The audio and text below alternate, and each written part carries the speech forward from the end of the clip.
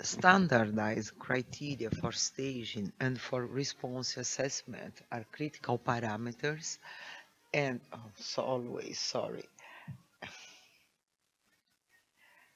and they should be evaluated in different diseases compartments. For response assessment after treatment, what is important? Of course, a careful physical examination, evaluation of the peripheral blood, mainly this occurs in CLL, and when we intend to evaluate if there is complete remission or not, bone marrow aspirate and or biopsy is mandatory. Uh, in non-Hodgkin's lymphoma, the scenario is a little bit different because apart from the other evaluations that are needed, we also have to evaluate the lymph nodes at the spleen. And this can made with a CT scan and PET-CT scans. PET-CT scans in lymphoma are very useful to evaluate if there is a response or not for therapy. Current criteria response in B-cell malignancies are well defined, and for CLL we use the guidelines provided by the International Workshop on CLL, and for lymphoma the recently published recommendations for evaluating staging and response assessment in Hodgkin's and non-Hodgkin's lymphoma by called the Lugano classification. And what the parameters to get after therapy are complete and are well established by these two guidelines is complete remission, partial remission, and progressive disease, and also stable disease.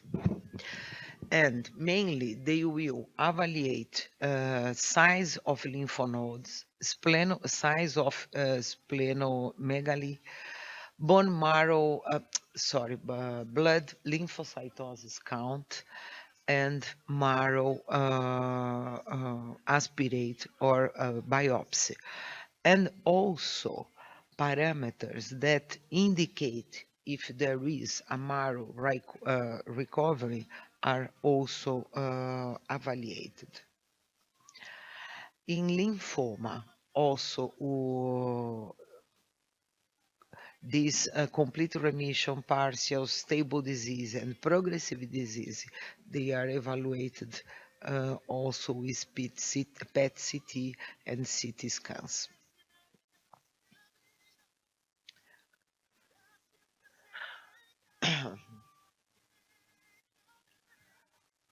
After the introduction of BCR inhibitors,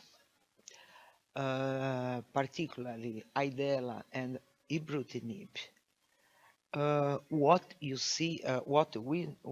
see is that both drugs can mobilize cells from lymph nodes into the peripheral blood, interfering with their home, because after these cells are in peripheral blood, they are prevented to return to the lymph node for due the continuous use of the BCR inhibitor.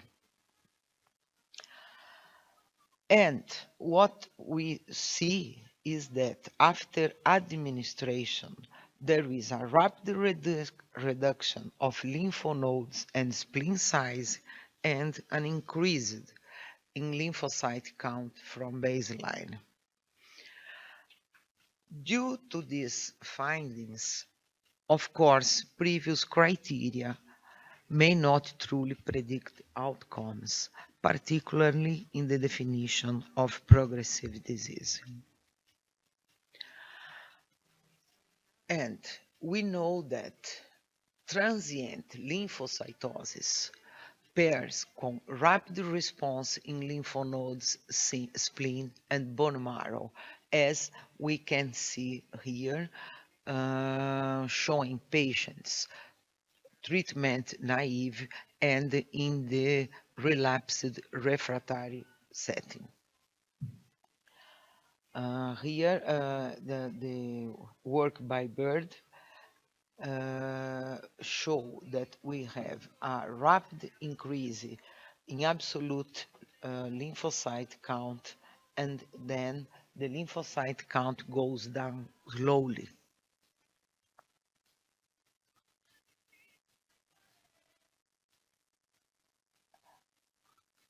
This is to show you a change in tumor burden from pre-treatment and 2 months and 6 months later by CT scan, evaluated the size of the spleen volume, and also showing that there was a very important decrease in the infiltration of the bone marrow visualized by CD79A staining after the use of ibrutinib.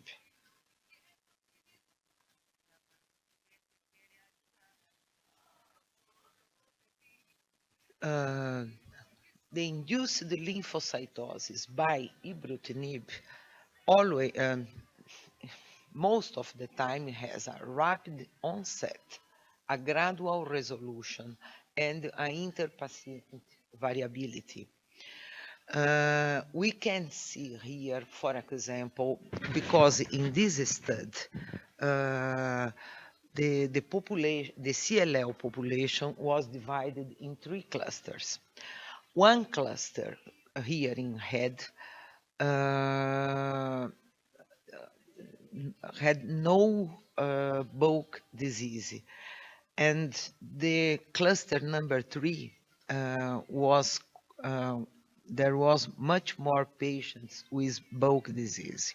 And we can see that when the patients have moderate lymphadenopathy, they have a shorter time to peak all absolute lymphocyte counter and a faster resolution of the lymphocytosis here in the red. Conversely, if the patients have bulk disease, they are associated with more prolonged lymphocytosis in the peripheral blood. Also, what we could see in analyzing these patients is that persistent lymphocytosis beyond 12 months can occur in a fraction of patients. With ibrutinib, 20% of the patients in the relapsed refractory setting can show persistent lymphocytosis, and in 30% of the patients using IDELA.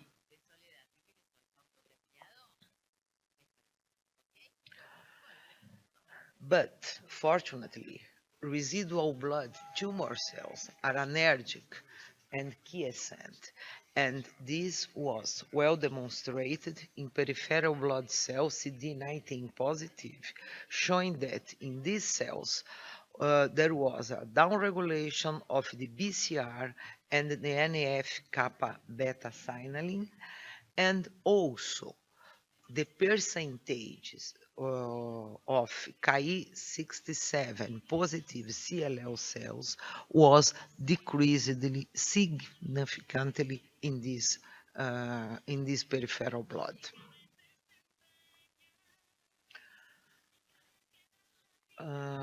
Therefore, persistent lymphocytosis more than 12 months doesn't predict treatment failure, as we can see here in this graphic, showing that the partial remission with lymphocytosis at 1 year doesn't mean a lot when compared with partial remission, more complete remission. Of course, with this data, uh, we have to create new response categories, and this was done by a work founded, sponsored by the Leukemia Research Foundation, and a partial remission with lymphocytosis was created to define this kind of patients. But in this definition, we should have only lymphocytosis with absence of other evidences of progressive disease. And in this situation, we cannot consider as an indicator of progression.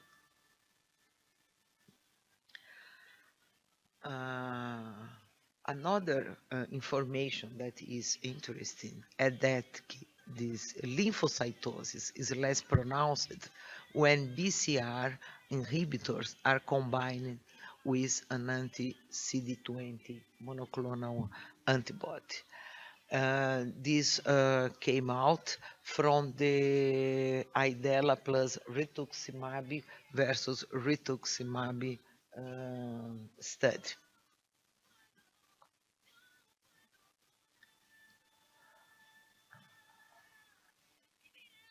In conclusion, lymphocytosis is common following BCR signaling inhibitors, but doesn't predict relapse.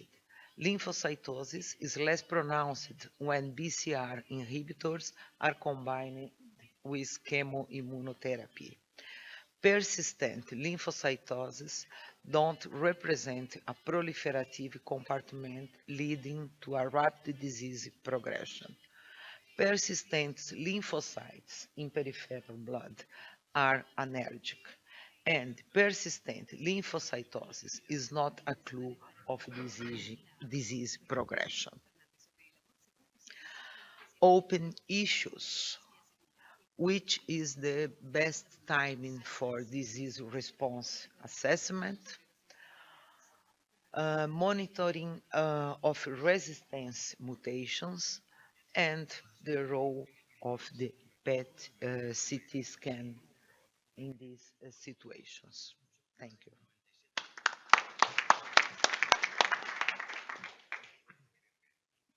Questions?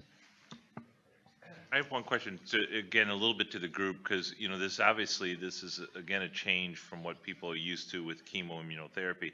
So the question, how do you get, you know, educate the community who may be using these agents about this so that they're not, you know, so they're not, you know, stopping therapy earlier where they understand it? Or do this community, especially in Latin America, already, are they aware of this data? And, you know, if they have the opportunity to use these agents, they're already, you know, well prepared not to, you know, not to stop. What's people's thoughts on that? I mean, is the education already out there, or does it need to get out there? Well, I think this is a very important issue, not just for the doctors, but mainly for the patients. The patients stay very afraid when the lymphocytes double just after start the new drug. Well, it's a new concept, and it's important to discuss when this lymphocytosis means really a progression and just a side effect. I don't know if it's a side effect or an effect of the drug. And how can you differentiate this mainly with the other signs of bone marrow failure? If the hemoglobin goes down, the normal neutrophils goes down, and so on. I think this is a new word, and you are sure it should be very well teaching for the doctors, mainly for doctors that don't have a large experience in treating CLL, just treating one or two patients. It's very important to to to clarify this. Can I just add on that line? I think it's very relevant. This, I mean, exactly to approach what John brought up and Carlos, you said too. I mean, in Italy, we've been doing literally some educational courses in the country to teach, I would say, hematologists that it is a completely different approach. I mean, if you see a patient go up to 200,000 lymphocytes, it's not disease progression, because we would all use, I mean, coming from the chemoimmunotherapy era, that would be disease progression, would stop treatment immediately. So even the doctors have, not even, I mean, the doctors have to be educated, patients also, but I mean, it starts from us. If the patient goes there, what's happening, you have to have the right answer. So I think it's very important that colleagues are educated on the fact that it's a completely different approach. And in fact, response you see over time. I mean, I remember at a meeting in Orlando. I mean, I think John Bird said he saw some MRD negativities with ibrutinib, but very late. I mean, if I remember well, 2 or 3 years after treatment. I think Mark is nodding, that's the case. So it can be even after a year. We always say this going down, but he mentioned it's not public. It wasn't, I think, in a board meeting, but he said MRD negativity late. This is completely different. I mean, with chemotherapy, this would be poor response.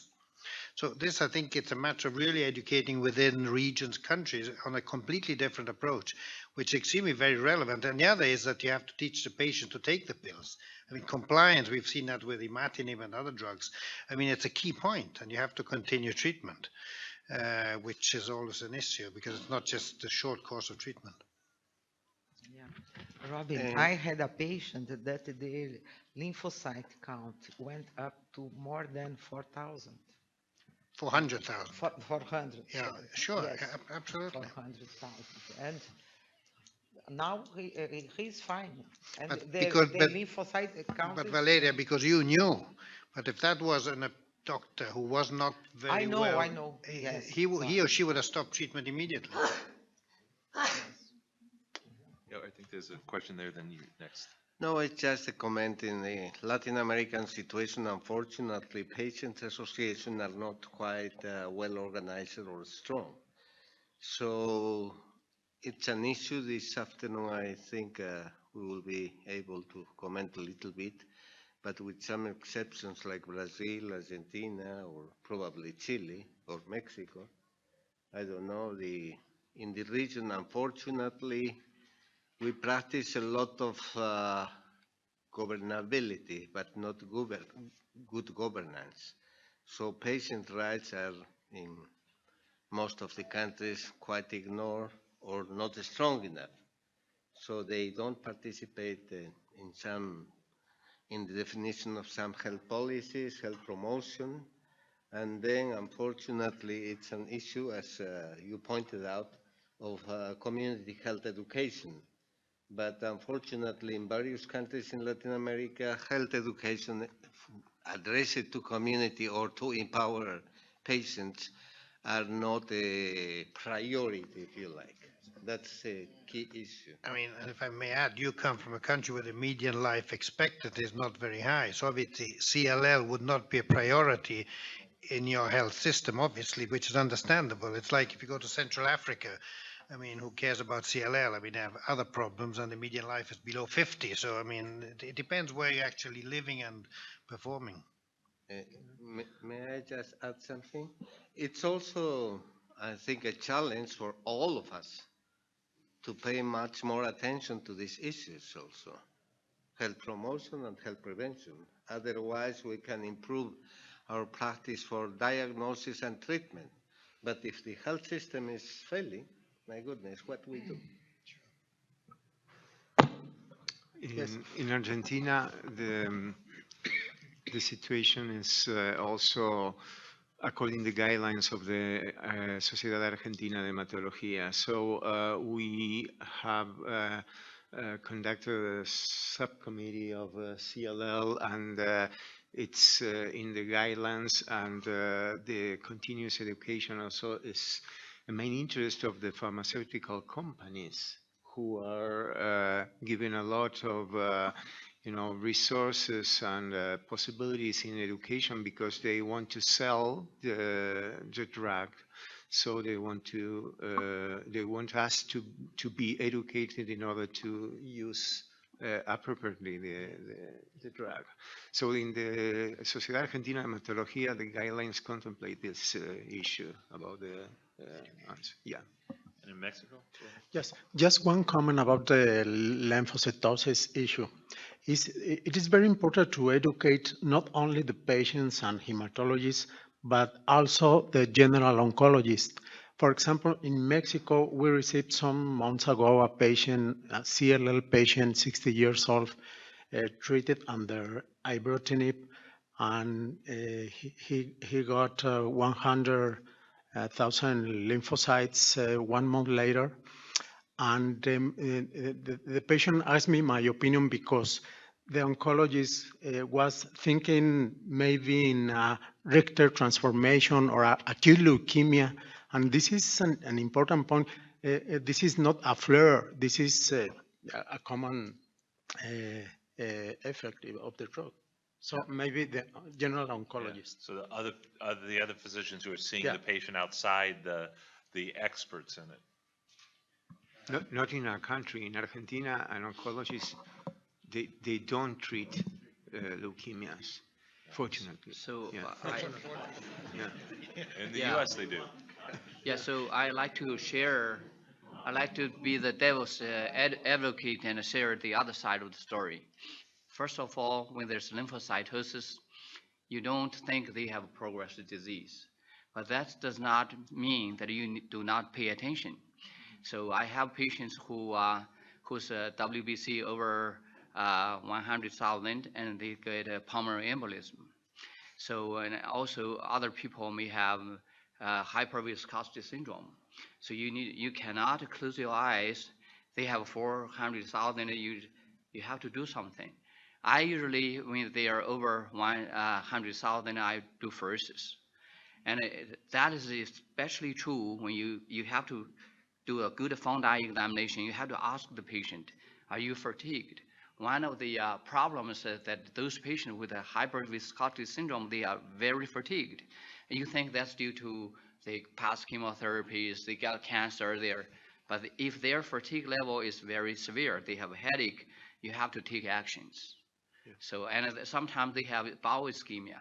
So all these hyperviscosity syndromes cannot be overlooked. That's my point. Are you referring to CLL or some other disease? Well, I treat mantle cell lymphoma. So you're right. So that I would limit this to mantle cell yeah, lymphoma, definitely, yeah. definitely. Because if you see somebody with leukostasis and CLL, you should write up a case report. I've seen one in my entire life. So I had a patient, just to compare numbers, we pushed his lymphocyte count over 1 million with ibrutinib, and he was perfectly fine. Yes. So let me ask the CLL folks if they've seen this. There is emerging evidence, and Michael's probably seen this, specifically in mantle cell, where patients can have a very good response, and then they can have their disease come back, and it can be and they can stop drug, and then the disease has a natural history that is much more aggressive than what they had previously. And it really raises the question of whether or not there may be cases where even if somebody is growing, that you don't stop the drug. And one things that we have found looking at how patients with large cell develop resistance is that they actually are able to turn up the gain on the BCR signaling. And so it is possible that ibrutinib may lead to a supercharged BCR signaling state such that even though they may be growing on it, you take the drug off and all of a sudden these are completely supercharged cells. And I don't know whether or not that's anything you see in CLL. However, it is beginning to come out as something that we clinically looks like is happening with mantle cell. So I know that CLL cells probably is a different scenario, and maybe the patient's blood vessels or whatever is associated could tolerate a higher amount of cells in the blood. But I really when it is so extreme over like a 300 400, I would be careful with it. Never say never in medicine. Actually, if I may say something, there has been also concern about major bleeding and lymphocytosis. No, I just want there has been also major concern in the past between lymphocytosis and the major bleeding, and apparently in the case of mantle cell, those 3 cases or whatever that had the major bleeding had indeed a lymphocytosis, which means more than 100,000 lymphocytes, which for us is nothing for CLL, while instead there was no correlation with CLL at all. Probably because the CLL cells are used to be in the blood, while instead the mantle cell lymphoma much more rarely. So there is something again in the biology that changes, but definitely we are now we treated a patient who started with 800,000. We treated with ibrutinib, it shoot up over 1 million. So Paolo, let me just. We were worried. Yeah. So Paolo, let me build on that.